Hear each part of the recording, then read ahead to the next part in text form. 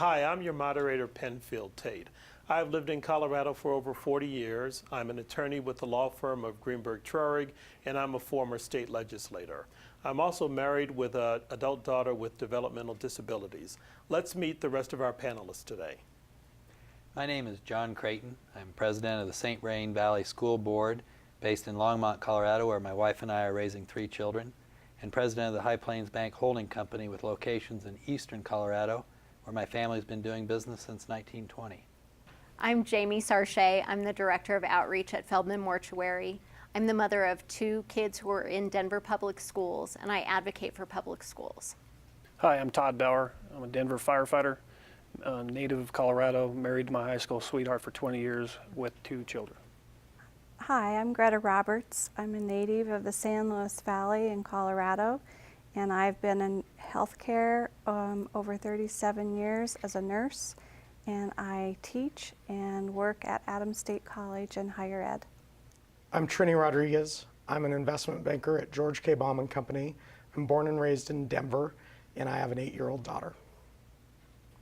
My name is Kelly Stahlman. My husband and I live in Littleton, Colorado. We have 3 sons. Our oldest is 22 and is graduating from college, and our twins are 19 years old.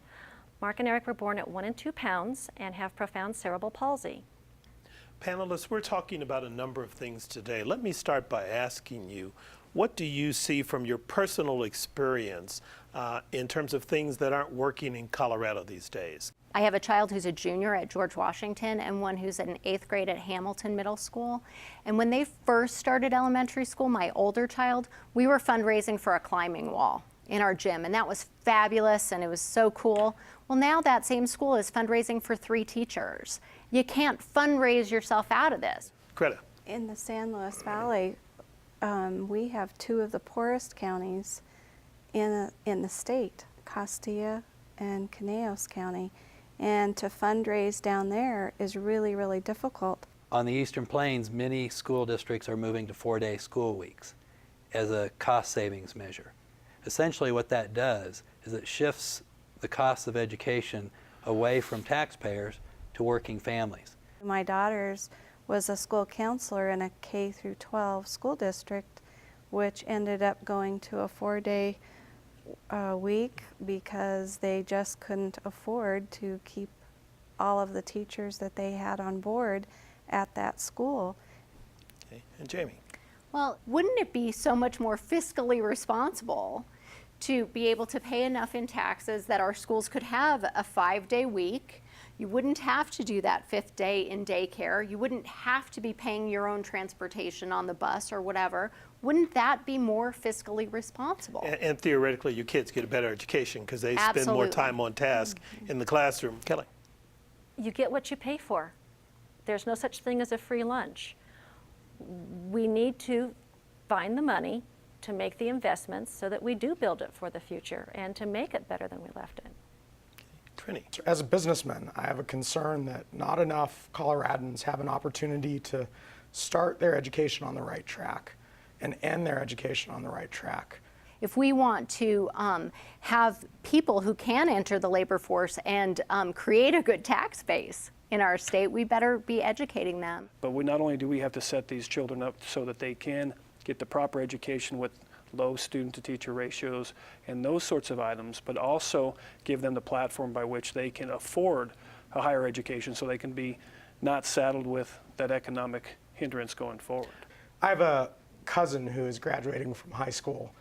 You know, my cousin is very bright, has a lot of academic strength, and you know, has great grades, but it's still a pressing question, and there's a big concern about how she will be able to afford college when the family sees tuition rates increasing, you know, in some cases, you know, high 5, 6, 7, 8% a year. I don't have the exact numbers, but I do believe that student loan debt has exceeded credit card debt in this country. You know, how do we make sure that our children have the access to education that doesn't saddle them with that debt for their future? And it's absolutely reasonable to expect people to both work and pay their way through college as they're going to school. But when the gap between what you're able to make and the costs of going to school becomes too wide, people make short-term decisions instead of long-term Sure, decisions. it becomes an either-or choice. It's Right. not something you can manage at the same time. Kelly? But that presumes there's a choice. And I guess I'm a fourth generation Colorado Republican. I was born and raised. I'm a fiscal conservative, and I'm a Medicaid mom.